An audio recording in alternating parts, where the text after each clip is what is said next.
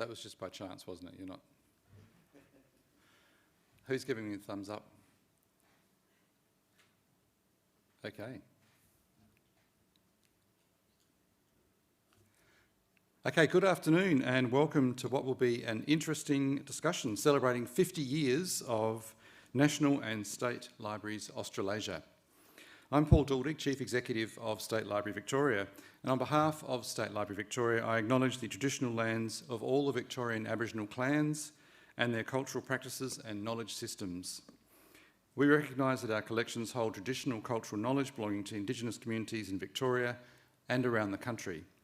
We support communities to protect the integrity of this information gathered from their ancestors in the colonial period. We pay our respects to their elders past and present who have handed down these systems of practice to each new generation for millennia. National and State Libraries Association, or NSLA, is a collaboration between the National, State and Territory Libraries of Australia and New Zealand. Staff across our 10 libraries work on shared NSLA projects, and I'd like to acknowledge the work that you do if you're here today or watching the live stream. I'd also like to welcome the members of the NSLA board, who are the directors and CEOs of the 10 libraries. Our facilitator today is Vicki McDonald, CEO and State Librarian, State Library of Queensland. And speaking on the panel, we have Marie-Louise Ayres, Director General, National Library of Australia, Rachel Esson, Pouhuaki, National Librarian for Aotearoa, New Zealand, Geoff Strempel, Director, State Library of South Australia, and Sue McKerracher, Director, Libraries Tasmania. This panel session coincides with the NSLA board meeting that has been underway for the last 2 days, marking exactly 50 years since the organisation began, with its first meeting on 30th of March 1973, also hosted here at the State Library Victoria. Today the panel will be elaborating on the shared priorities of NSLA libraries ahead of the release of our 2023-2026 strategic plan on April the 5th. I'll hand over to Vicki. Thank you. Thank you very much, Paul, and Gummaduroo. It's fantastic to see you all and see you online as well. And I too would like to acknowledge the traditional owners of the land in which we're meeting and also pay respects to our First Nations colleagues who are joining us in the room and online today. So I'm joined here in the auditorium with 3 of the NSLA CEOs, and we also have Marie-Louise online. So we'll be using the technology to facilitate the discussion today. And first up, I'd also like to thank Paul and the staff of the State Library of Victoria for hosting us over the last few days. It's been fantastic to come together again in Melbourne on exactly the 50th anniversary of the first meeting of our preceding organisations, and we've certainly had a good time exploring the State Library of Victoria, its collections and spaces, but also talking about the work that we do collectively as NSLA.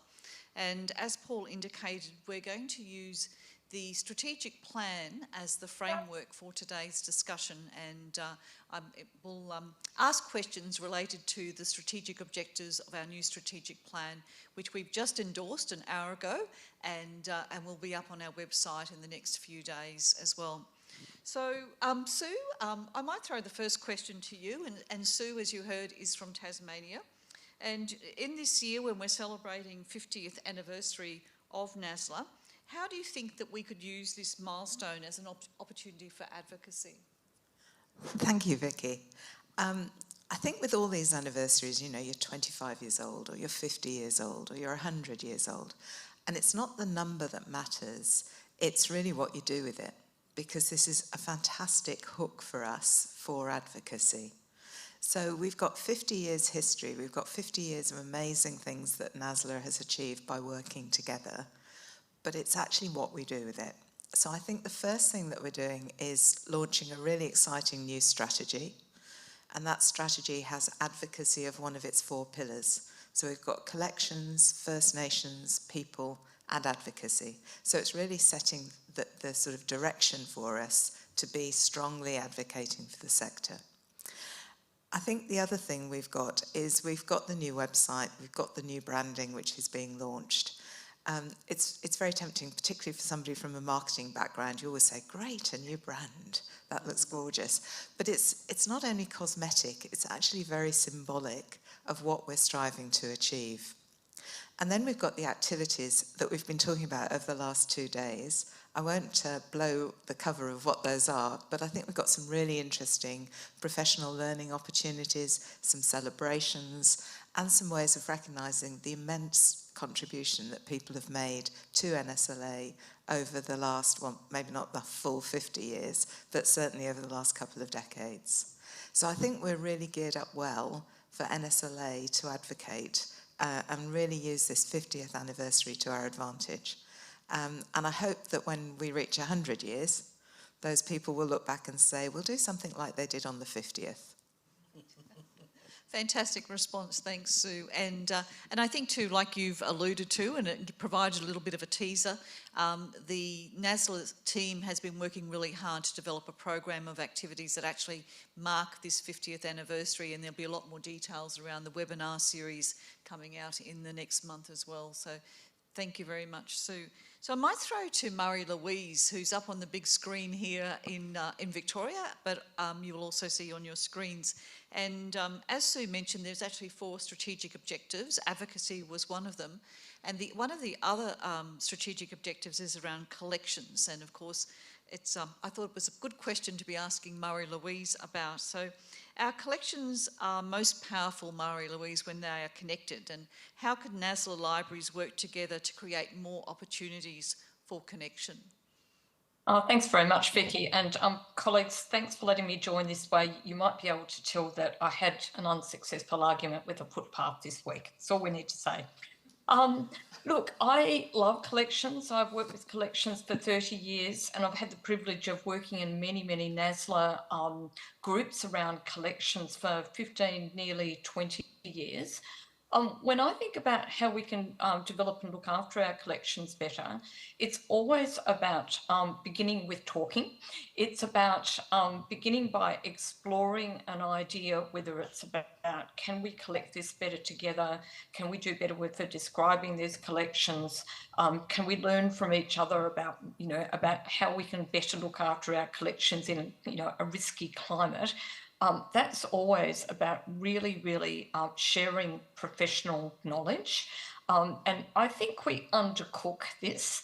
And I think, our Act for the National Library talks about library science. And I think that we kind of undercook the sense that we're very evidence and data based, and that as our environment around us changes, how we need to collect, how we need to care for our collections, how we provide access to them changes.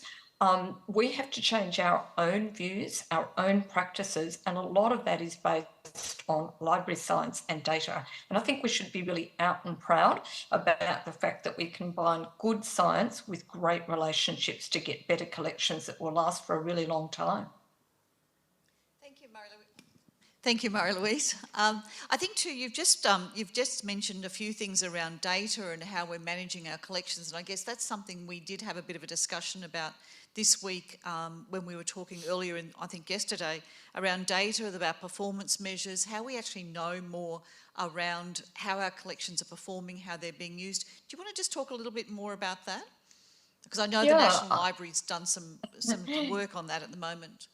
Yes, we have, and there's also so many things that we don't know. So, for example, we're just kicking off a project within the National Library at the moment because we don't understand enough about which of our digital collections are being used and for what purposes.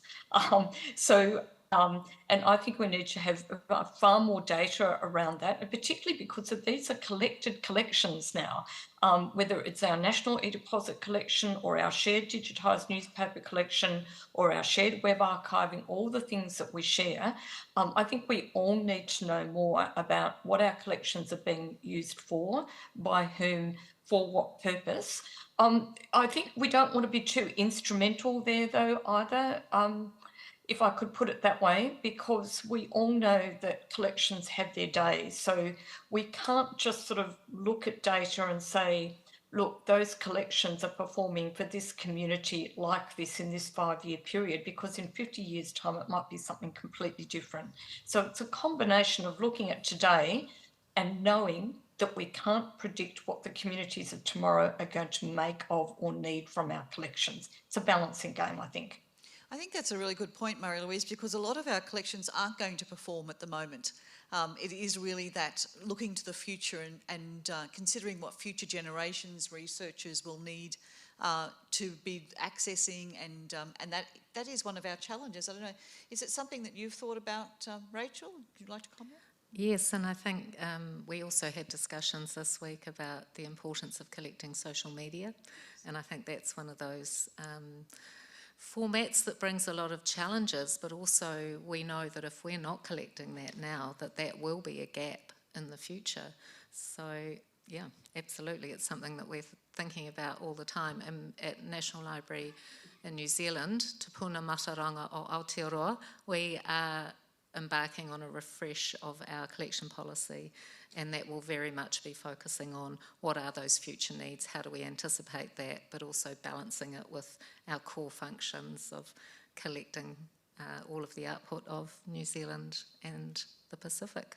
And I think the social media is a good example, because I guess we don't know what tools we'll have in the future to interrogate data sets like our social media, so it's really about collecting the data now for future possibilities, isn't it?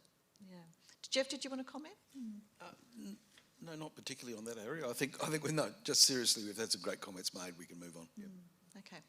Okay. I might just jump in there, Vicki, because if we're talking about that kind of collecting, we have to remember, when we all started, web archiving together in 1996, there were no tools then. It was illegal. Nobody knew how to do it. And we just gradually figured it out. And I think it will be the same with social media. There won't be a whole solution. We'll have to try little bits of solutions, and in 10 years' time, we'll look back and say that worked out or that didn't, and that's a risk we have to take. Yeah, and earlier in the week, we had the opportunity to visit ACME, and one of the interesting things that Seb Chan talked about was how they're using AI to interrogate their video collections and being able to search. So I guess that's another example of future possibilities, but it's important to collect the data now so that we're actually in a better position in the future to make it accessible. I think the other thing that came out of that meeting at ACME and the discussions about AI that we've had is when we talked about legacy collections, or as otherwise known, the backlog, and not knowing yet how AI can actually help us, but maybe that will be a tool in a few years' time that will help us scoot through some of that work that is taking a lot of people a lot of time and painstaking amounts of detail. Thanks, Sue. So one of the other objectives in our strategic plan is around First Nations, and while we're on the collections theme, Rachel, what changes do you think we need to consider in our approach to First Nations collections? Thanks, Vicki. Well, one of Marie-Louise has already talked about with collecting, you start with conversations, and that's very much the approach for Te Puna Mātauranga. We're very focused on building relationships with iwi and recognising that that's intergenerational. We have had the interaction with government agencies described to us from iwi as iwi feel like they're always interacting with toddlers because people change in government. It's a cycle. So every 3 or 4 years, iwi elders in particular come along to have conversations about how we can help support them in their collecting, but they're always starting again. And so that's a real challenge for us as an institution. How do we grow our maturity and our understanding to be able to grow beyond being toddlers? And that's a real focus for us. The key thing that we are looking at is shifting from that very colonial model of give us your stuff and we'll look after it for you, because we can do it better than you can. And then, you'll have to fill in various forms and we might let you have a look at it or use it. So we're flipping that, and we're looking at how do we work with our First Nations communities to help them look after their stories, their taonga, in the way they want to, where they want that material. And it's the beginning of that journey. We know that we've got a long way to go, And we know that it will all start with those conversations, building those relationships, building that trust. The other side of that is for us to build the capability to be able to have those conversations. And that's an ongoing thing, about developing a workforce that can be responsive, recognising that our institutions aren't always comfortable places for First Nations people to work, and we've got a real focus on building that workforce as well. And I think, like you've mentioned, the trust is a big issue, and it's trust both ways, and that trust in actually us being responsible for collections, but also how we make them accessible as well. And that's one of the issues that has been talked about in a number of NSLA meetings. And earlier today, we had a discussion around ISIP. And I know that this is something, Marie-Louise, that you've already progressed within NLA. Did you want to talk a little bit about the work that you've done there? Sure. We've just signed off on our ISIP protocol, and it's taken nearly 3 years really concerted work by a large number of people in the organisation with some external help. And again, look, as somebody who's worked with collections my whole life, it's not beyond the pale. It's not unrealistic to say that ISIP protocols turn on their heads a lot of the things that we oldies think we know about collections. A little bit like what you've just said, Rachel, where we're having to really think about who actually owns the knowledge, who makes decisions about it. And our thoughts about that, I think, are radically different to what they were even 5 years ago. So I think that that's going to be a huge change in how we think about our collections, developing them, managing them, providing access to them. We'll need to, as we were saying, build capability in our staff. As you said, Rachel, we also need to build understanding among our researcher base, because our sense of what our responsibilities are now catching up with international law, and we have to educate our stakeholders also about what their responsibilities are in relation to using those collections. A big change like this doesn't happen overnight. As I said, it's taken us 2 or 3 years to get to the point of signing the protocol. I think it'll take at least 3 years before we feel that we've moved out of toddler stage, to use Rachel's term. Thanks, Marie-Louise. And one of the things that we agreed to at today's NSLA meeting was around working with the Arts Law Centre to develop some templates that we can use across all NSLA libraries to enable us to progress that work as well. So both Rachel and Marie-Louise have both talked about capability, which I think leads us into one of our other strategic objectives around our people and our workforce, who are really obviously very critical to the work that we do now and into the future. So Geoff, what do you see as the skills that we need now, and how do we make sure that we develop the skills that are required into the future? Yeah. It's a big question. Yeah, thanks. Thanks very much, Vicki. I'd like to return to something that Marie-Louise said, and that is about being data-driven and getting the evidence together and really putting the science back into library science. I think for us all, many of us are relying on that data. I often will say to people that I see management, and I'm not using big M management, but management of anything, a collection or whatever else, is actually a combination of science and art. So it's getting the data, it's understanding what's going on, but then interpreting it through the lens of experience and knowledge that's built up in an institution over a long period of time. I think it goes without saying that what we're really looking for is that whoever works in our organisations are subject matter experts. And I use that term very broadly because we have such a large ecosystem of different skill sets that make our libraries work. We do need people who know how to make our IT systems the very best systems that are going around, people who do know how to capture social media content, store it, make it available, etc., which was not a skill that any of us were taught at library school. And so it is that I think we need to be a group of people who, we're an organisation, we're all organisations that actually help lots of other people learn new things.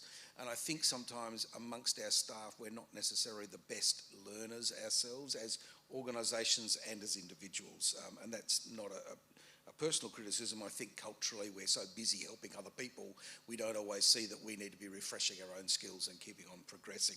So for me, I'd run through a set of skills or attitudes, I suppose, that are not subject specific, but ones I think we need in the 21st century, and you'll see them in the literature anywhere. But for us, for me, the skills that I think are really important, or the attitudes, are things like a curiosity. Being really curious about your profession, and by a profession, we all know that that means being a lifelong learner within the area that you've chosen to work, that it's a passion, it's more than just a job that pays the bills, it's something that you really want to get better at all the time. And there's a maturity model within a profession of understanding you're starting somewhere and moving on a journey with your progress in your profession. And I think for me, that continues to be at the heart of being the best libraries we can possibly be. Interesting then, of course, lots of what we do, and we can't help but do this, and it's one of the great joys for me, is actually working with other people. And what does it mean to work with other people? What skills do we need? What attitudes do we need? What is the generosity of spirit we bring to work so that we can work alongside our colleagues to be the best we can be and to help them to be the best they can be? So for me, it's things like flexibility, having the right attitude, having skills to collaborate. We may have an intention to collaborate. Some of these things are things that are learned skills, and I think for us at times we need to explicitly go back and re-look at, are we a skilled organisation in some of those interpersonal project skills that we need to make things work? And for me, that then comes down to some stuff that says, working in the public sector, if you're going to do that for your career, you're going to have some disappointments. It's just an inevitability. And so for me, I think there's a spirit of optimism you need to bring to this work that says, whatever the challenges that face you in the short term, long term, we can be on a trajectory where our institutions have not just survived, but thrived. They're large, they're complex, they're valued, and we need to see that 100, 150, 200-year mission that our libraries have been on, and 50 years of NSLA, as being a testament to the fact that we are here for the long term. We need to be optimistic about our work, but we need to bring courage and tenacity to actually push through some of the tough times and celebrate the good times. So there, I'm not wanting them to be sort of bland and generic, but I think for me, behind those words is a whole lot of stuff that says getting up every day and making a deliberate decision about how you're going to behave at work is the thing that makes a huge difference. Embedded in that is everybody who comes to work at any of our libraries. We are looking for excellence and passion and people who want to work together collectively for the greater good of those who we work to serve. Well, it's fantastic, Geoff. And certainly we are in the public service, aren't we? And service is really what sits behind what we're doing in serving the public. But I think your comments too around generosity, I think are a real hallmark of us as a sector. And whenever I talk with people from other sectors who join our sector, that is always one of their observations, is the generosity of the work that we share with each other and the willingness to do that. And it's just a baseline activity for us, really. Can I respond to that? It's really interesting. In South Australia, we've got what they call the cultural sector, and my library is right next door to the museum and then the gallery, and there's a few others scattered around. And people are forever trying to make us collaborate because we're geographically located together. And I'm more than happy to collaborate. Libraries are about collaboration, there's no doubt about that. But I'd have to say the greatest collaboration in some ways is the one that's a bit invisible to my political masters, and that's NSLA. The things that we've done together, not just the sort of high-level philosophical, we're all in this together, but things like all agreeing that we were all going to go through the Culturally Safe Libraries program of understanding, making our libraries safe for First Nations staff and users, was something that said professionally we wanted to collaborate at that level, but also in things like building NED. What other profession do you know decided to get together and collaborate and build some software to make working with our customers and with our suppliers lots easier? So there are really practical things. I used to work in local government libraries a long time ago, and I just used to occasionally say around the table, you know, I don't see you engineers sharing your tractors across council boundaries, you know. And yet for libraries, it's at the core of who we are. When I say to people there's been interlibrary loan protocols that have existed for international collaboration for like 100 years, people are staggered that for us, this is the core of who we are. So yeah, generosity and going the extra mile to find what the customer wants is who we are. Geoff, I think we could even think about generational generosity in that regard, because what you've just said around the longevity of some of the ways we've worked together, whether it's NSLA over 50 years or interlibrary loan protocols or whatever, I think that as a profession, we know, every one of us working in a library knows that we are standing on the shoulders of the people who've gone before us, who've carefully developed collections and cared for them and provided access to them in the ways that were available and made sense at the time. And I think we also have really real generational generosity because we're thinking about the future when we're not around anymore. You know, and I think that's a wonderful part of our profession. I would love to be around for NSLA's 100th birthday, but I think it might be a bit optimistic. If I could just add, I thought you had a great list there, Geoff, of characteristics. I think it's really helpful to have a positive disposition. I think we're seeing so much change going through the sector, through society, and libraries are really at the forefront of that. So having a positive approach to that, understanding the risks, but having a positive approach. And the other thing for me is people who have perspective and context, because that I find with NSLA is one of the benefits of being part of this organisation, is that we can learn from each other, steal from each other, be made aware of all these amazing ideas that are not only in Australia but also internationally. And just staying ahead like that, you feel as if you've got some sense of not control over the future, but you understand where we're going. So I find that hugely valuable. I was just going to say, I come from a medical library background, and one of the concepts that one of the GP researchers introduced me to was this idea of a collaborative ready practitioner, and that came from research into interdisciplinary teams putting patient care at the centre, and I think that's quite transferable to library work, where we put the people who are going to be using our collections and our services at the centre, and we work together to make sure that we provide the best service we can. So that concept of being collaborative ready is something that I like to talk about with our kaimahi, our staff. That's a great analogy. Yeah, very important. And it can be around new and emerging issues too. We've been talking about preservation of our collections.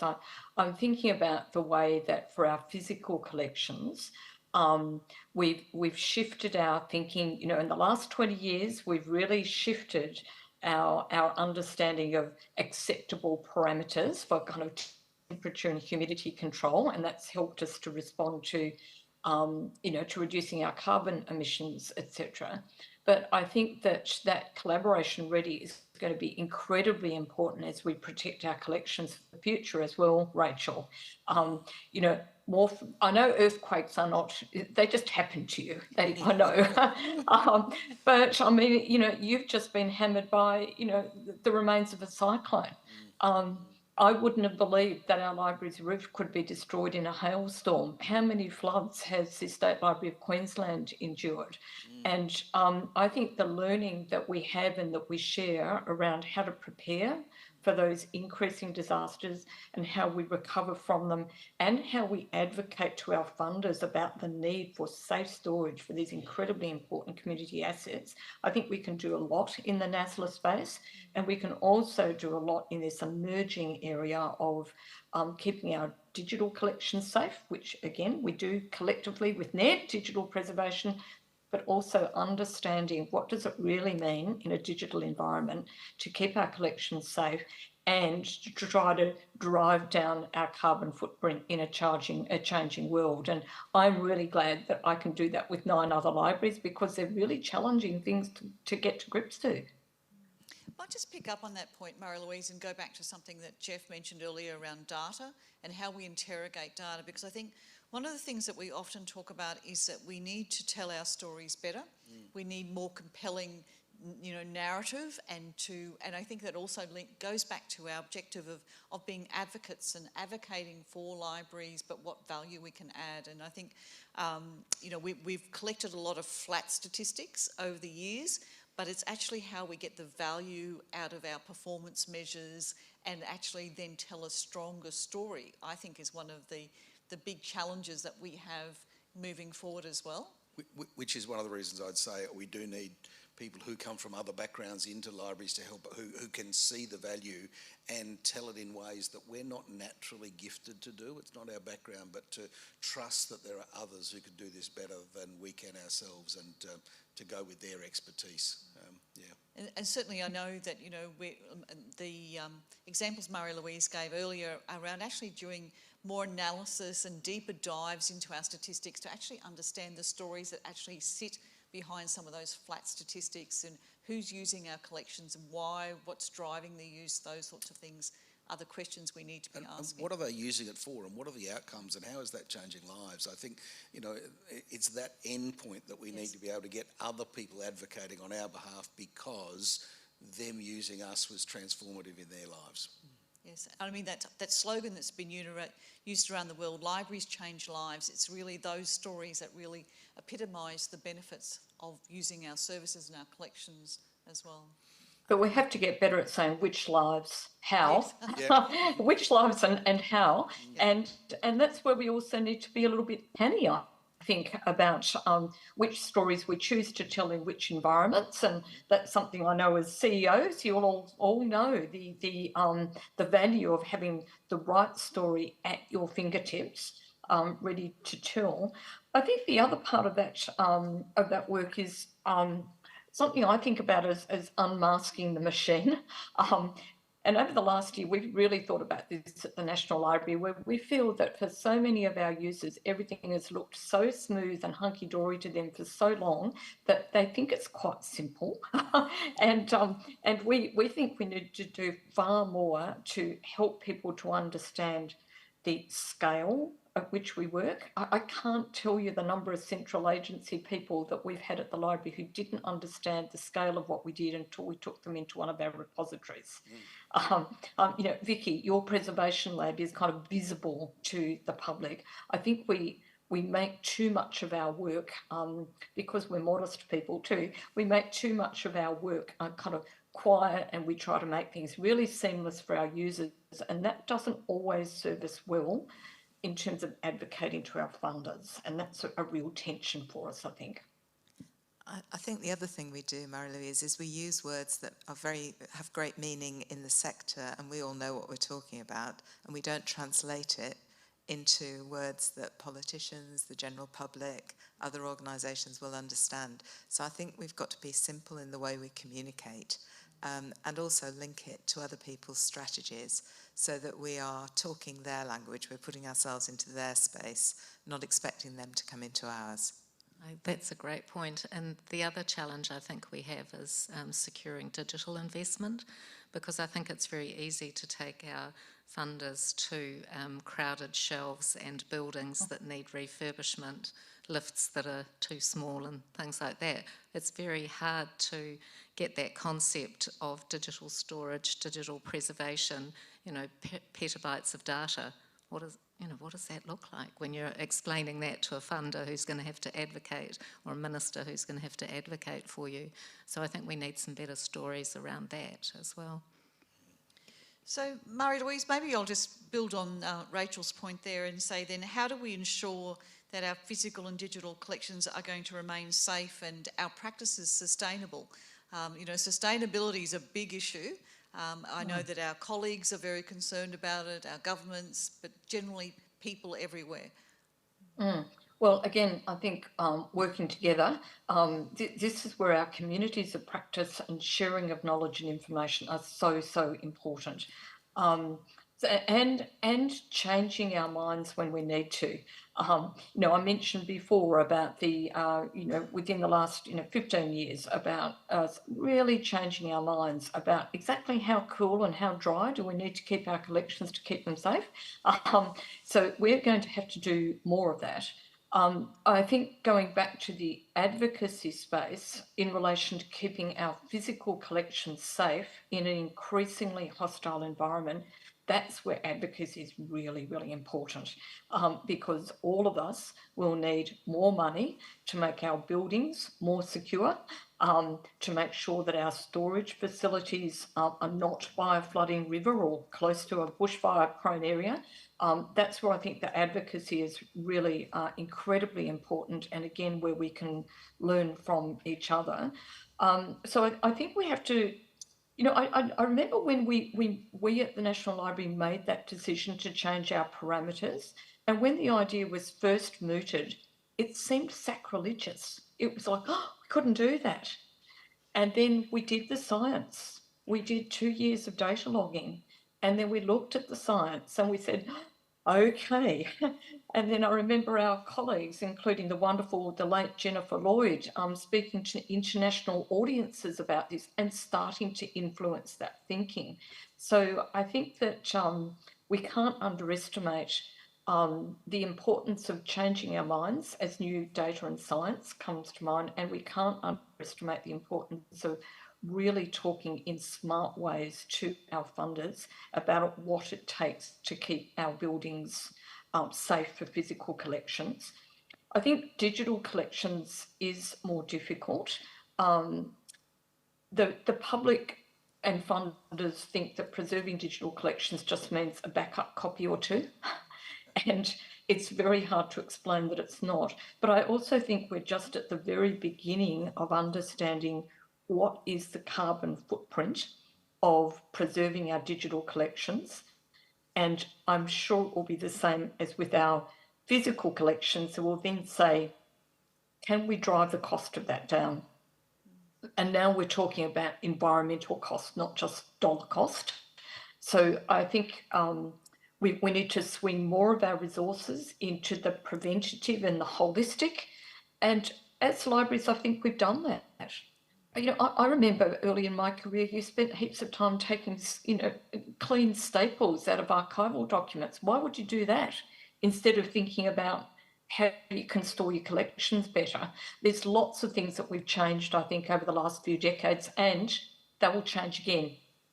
In 20 years' time, people will say, oh, look at those old fuddy-duddies, they did it like this. And that's okay, because we're all using the best knowledge that we can at the time, as long as we're willing to change our minds and to keep asking questions about, can we do it better?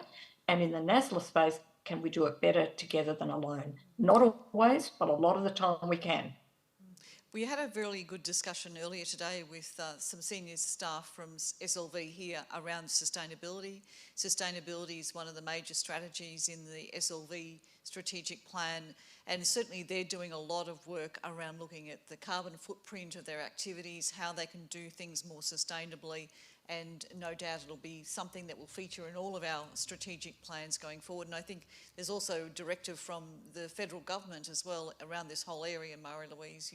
Yes, there is. Yes, we've been directed as an APS agency to aim for net zero by 2030. Not sure how we're going to do it, but you know, we do have some clear guidance, and some of those things will be big things, but it can also be small things. So, you know, Vicki, in our building, we have lots of stacks that are up against windows, and those windows are single panes of glass with wind blowing around them, and not very much in the way of insulation. And a really simple solution about 10 years ago was to have these big custom-made foam inserts that just slot right into those windows. Now, that didn't cost us a lot of money, but it really made a big difference to the stability of our collection. So we shouldn't underestimate simple solutions as well as the big expensive ones too. So 2030, of course, is also the time frame for the United Nations Sustainable Development Goals, and certainly we also had a discussion about that today around how NSLA libraries can contribute to achieving the SDGs. Sue, would you like to just talk a little bit about what you see perhaps we could do more of in the future in relation to the SDGs? Sure, thank you, Vicki. I think it's very easy to say, well, the Sustainable Development Goals haven't had a major impact at the federal, state and territory level in terms of government interest at those levels. And then it's easy for us to say, well, actually, let's pull away from those because there might be other things that we can do. But I think we have to hold the faith on this one because I remember going into a meeting in 2015 at the Department for Foreign Affairs and Trade where they were the holders of the UN SDGs for this government. And somebody there said this is a marathon, not a sprint, and we're in this to 2030. So there was a bit of a flurry in 2018 because we did the first of 2 voluntary national reviews, which every country that signed up to the UN SDGs has to do. Now, we haven't scheduled, as far as I'm aware, our next voluntary national review, but I would guess that it would come in at around 2025 or 2026, and there will be another flurry, and people will say, what have we done? How have we achieved these? And that's where libraries, because we've held the faith, because we've kept it in our strategic plans, because we've kept mapping what we do to those 17 SDGs, we will be able to say, well, this is what we've done, and we will be very prominent in that response to the UN. So I think NSLA, our job, is, as I say, to keep the faith, keep the SDGs at the forefront, working with our colleagues in the Council of Australian University Libraries, ALIA, ASLA, the other associations that are involved in this. But I also think it's an incredibly useful planning framework for us, and it certainly resonates with some local councils. So I think it's a useful advocacy tool for us. It's a very useful planning framework, and I think it will come into its own in 2 or 3 years' time. Well, I think it'll certainly become more urgent because we're already halfway through the time frame, and certainly there'll be a lot more focus on how are we achieving and how are we working towards that 2030 time frame as well. I'll just flag, I'm going to ask you a question, each of you at the end, perhaps is, what excites you about the NSLA future or the future? So I'll give you a few minutes to think about that. But maybe if we go back in the meantime, back to the First Nations, and I know it's something that was just so prevalent when we visited the National Library of New Zealand back in November, the respect for history, respect for culture, and it's something that certainly you remind us about constantly, Rachel, in our CEO's meetings. And what do you think are the priorities for us to ensuring that our libraries are culturally safe for both our staff but also our visitors and our potential visitors? Thank you. And I do recognise that in Aotearoa we do have a unique context. We are incredibly fortunate. We have Te Tiriti o Waitangi, the Treaty of Waitangi, which does guide us to work in partnership with our First Nations people. It is by no means perfect, and it is still a journey, but it does really help. I think continuing to build on the work that has been done with the Culturally Safe Libraries program is hugely important. But again, it starts with conversations and it starts with relationships, working in partnership with our communities. I think that whole nothing about us without us is a really important concept. So we're working at the moment with our colleagues at the Archives New Zealand, who are building a new building next door to the library, and it will be joined to us with an air bridge. And we've involved mana whenua, the local iwi, in that design process right from the beginning. That co-design, that opportunity to include appropriate cultural references in the very fabric of the building design means that our local communities will recognise themselves in the buildings and feel safe and that they belong. And I think that's hugely important. It does, adds time, it adds complexity, and it adds incredible value. And I think we're really fortunate to have been able to do that. And I think in terms of making our institutions places that First Nations people want to come and work, there's a really important aspect to that as well, which is about building a cohort. I have a Māori colleague who coined the term super Māori fella, and she was using it to describe this concept that she's seen where an organisation will advertise a position, a senior First Nations position, and expect it to do everything. And you just can't do that. It burns that person out. It's not safe for them. So whenever we're looking at new positions, and particularly senior positions, we run that kind of, are we looking for a super Māori fella here? Or, you know, like, what, let's get real about this. And just recently, both Archives New Zealand and Puna Mātauranga, we recruited senior leaders, kaihotu positions, but we did it together.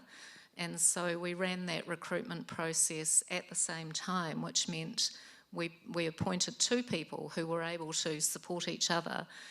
And all of the whānau who were included when we did the interview process, that was part of the questions they asked us. How are you going to look after our people who are coming to work for you? What are you putting in place to make sure that they will be supported and successful? And that is a responsibility that we have. So I think it's also looking at how you can develop a broader cohort where it's not First Nations specific roles. How do you make sure that you are able to have First Nations people in other roles around your organisation? And I think another aspect that's incredibly important is recognising the energy that it takes to work and be in 2 worlds. The Te Ao Māori, the Māori worldview, is something that is, you know, embedded in our Māori kaimahi, our Māori staff, and they're also working in a Pākehā world, you know, that 2-world view takes additional energy and effort, and we need to recognise that. We need to understand that and provide that additional support. That's probably enough. I think your comment about the recruitment is a really strong point, and I know it's something, although we haven't done it in Queensland, it is something that we've talked about, and we've just had approved by a library board a First Nations recruitment and retention strategy, because we recognise that when we recruit people, we really need to have the process, the framework and the scaffolding in place so that when they arrive, everything's ready, they feel welcome, they feel safe, and we haven't set the expectations too high as well. So it's and recognising that you have to do work yourself, you know, as an organisation, as individuals, you know, that those people are not there to do it for you. Yes. They're there to provide advice and thought leadership and guidance, but actually the work is yours. Yes. And so our action plan is very much about the work that we have to do. And I think the other really important thing is recognise you'll get it wrong. You know, you will make mistakes, and that's okay. Learn from those mistakes. Don't make, you know, if you make mistakes and then you stop because you're scared of getting it wrong, you will not make any progress. Yeah, we put in place an Aboriginal reference group between ourselves and our state records because we've both got complex processes to use how our organisations work, and many First Nations people need to, if they're looking for their family history or other records of their family, need to go to both institutions. So we said, let's have a reference group that actually can help both of us make our processes more simple and to be able to share staff and work together in these spaces. And the thing that I struck, we talked a bit earlier about generosity. I've never seen so much generosity from our First Nations people on our reference group, and they were really clear with us is you are going to get it wrong, and we'll try not to take offence, but we'll be generous and we'll help you, we'll forgive you and we'll lead you. And for me that just was so relieving, knowing that we were really keen to do things and knowing that we felt if we stepped out in the wrong way and we caused offence, we may never have the second chance to get it right. And yet to have a reference group of First Nations people who are clearly, they're on our side. They want us to get it right. And that level of generosity to a colonial institution is quite remarkable. So we've sort of worked our way around some of the general strategies of the new NSLA strategic plan, so around collections, First Nations, people, workforce and advocacy.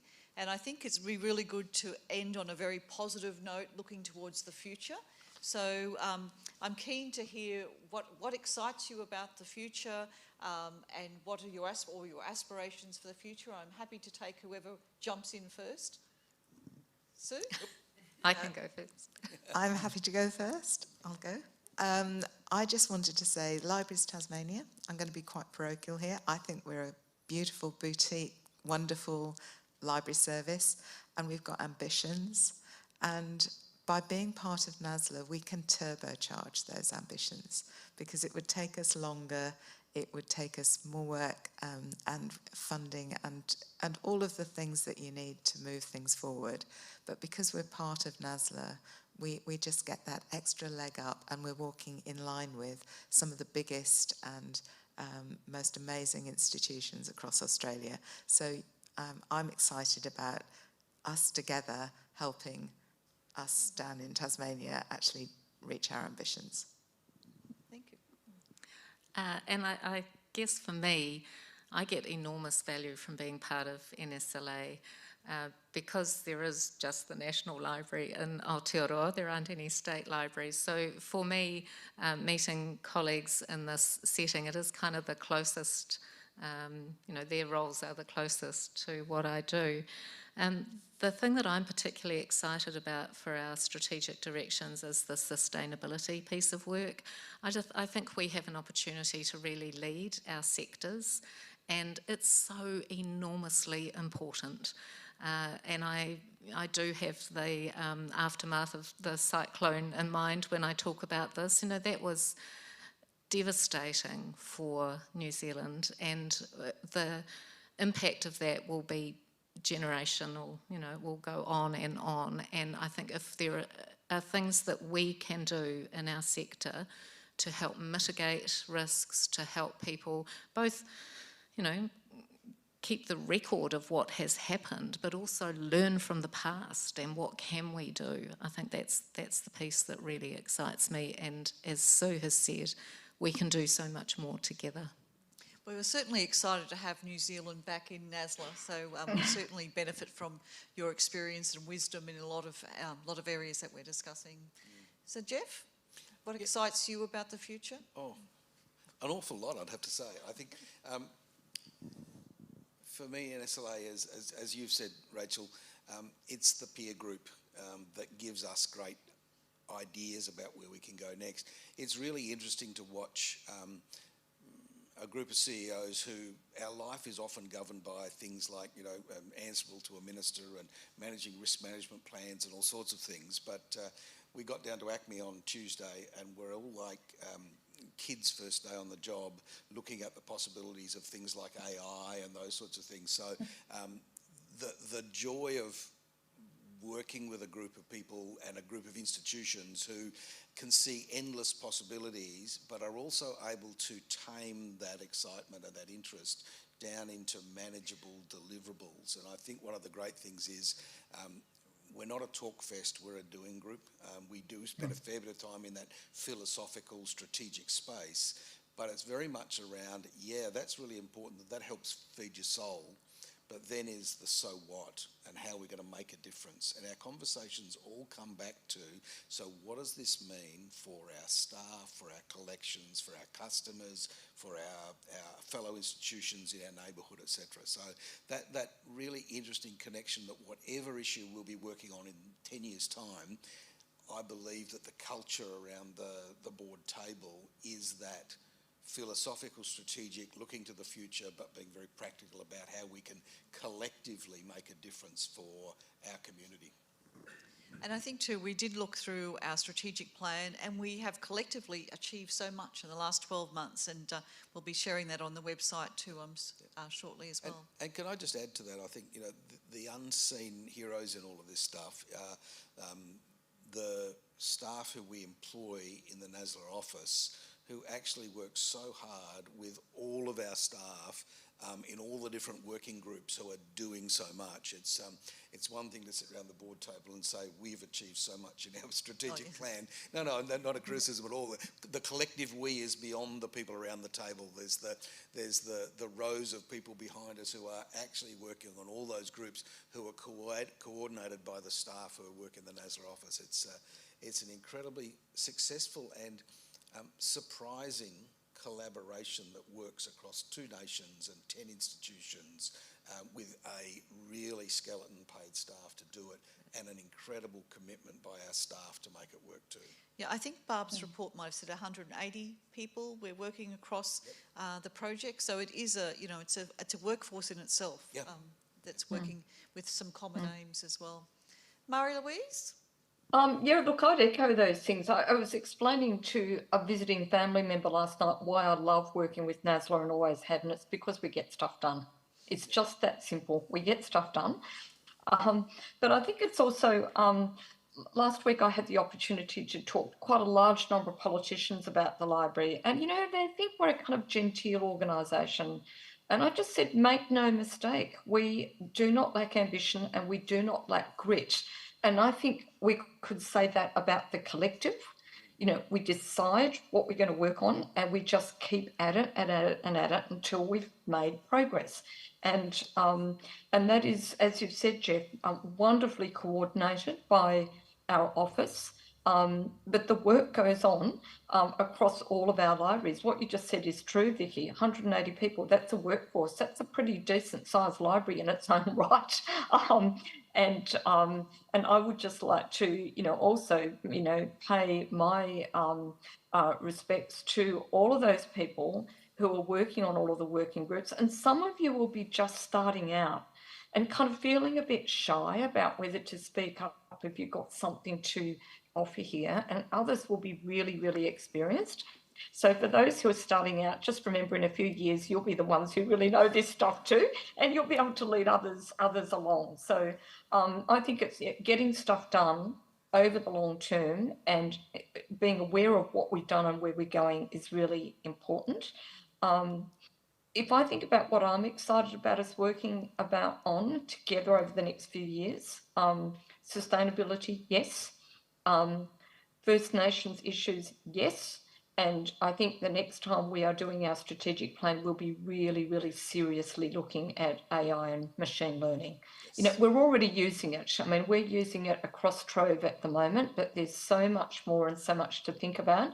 And that is certainly something we will do much better thinking about it together than trying to go it alone. Well, certainly our theme of our strategic plan is leading together.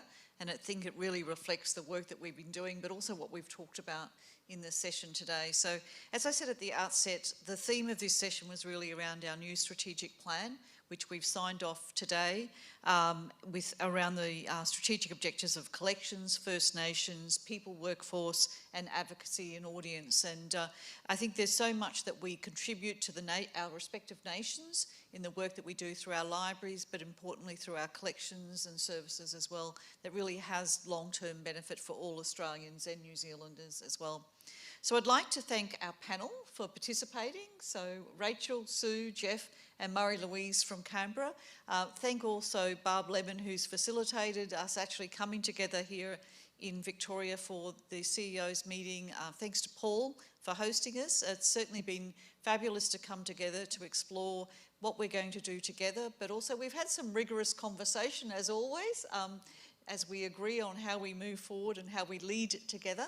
And so I thank you for participating. I thank our online viewers for viewing as well, and as well as the people in the audience today. So have a fantastic weekend, and what a great way to end a very successful week. So thank you very much. Thanks, Vicki. Ngā mihi nui.